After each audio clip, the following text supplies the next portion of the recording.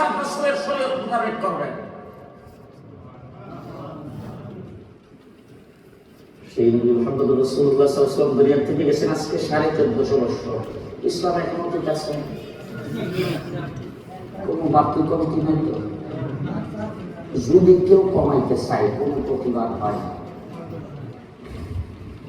কমাই গেছে।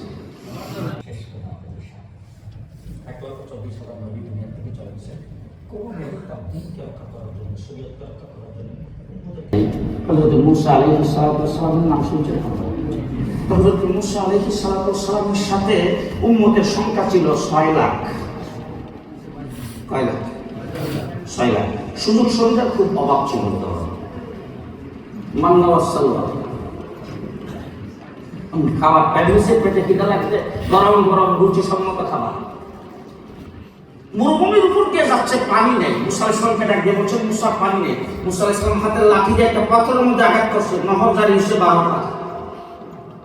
সুযোগ সুবিধা কম, যে প্রখর রুদ্রের ভিতরে আল্লাহ পাক উপর দিয়ে ছায়া দিয়েছে। এত সুযোগ সুবিধা পাওয়ার পরে হযরত মূসা আলাইহিস সালাম তাদেরকে বলছে, ফেরাউনের লস্কর আসতেছে, তাদের সঙ্গে যুদ্ধ করা লাগবে। সব দিন মিলে ডাক দিয়ে, মুসা যদি ফেরাউনের সাথে যুদ্ধ করা লাগে, তুমি আর তোমার আল্লাহ করবে, আমরা আপনাদের তো কি কথা হবে, সবাই আমাদের দেখি কথা হবে। তাই তোমার জাহাজ জাহাজ জাহাজ চাই, ইমাম সাহেব চলেন, আমরা আপাতত নাই নাকি?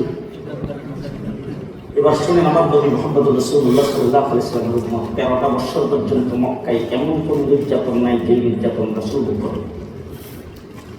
আমার রাসূল বলেছেন, উম্মত অতীত নবীকে করাত দিয়ে ছেড়া হয়েছে, অতীত নবীকে পানিতে ডুবানো হয়েছে, অতীত নবীকে কুয়াতে ফেলানো হয়েছে, অতীত নবীকে আগুনে ফেলানো হয়েছে। 1,24,000 নবীর সমস্ত নির্যাতন যদি একত্রিত করো, আমি মুহাম্মদুর রাসূলুল্লাহর একটাই নির্যাতনের সমান হবে না।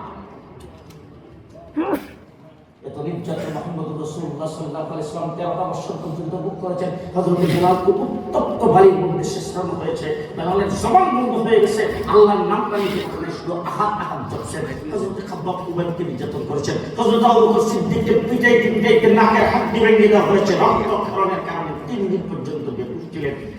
এই বড় সাহাবায়ে কেরামের উপর নির্যাতন সবে আমি কাল ভিতরে রাসূলকে বন্দী করে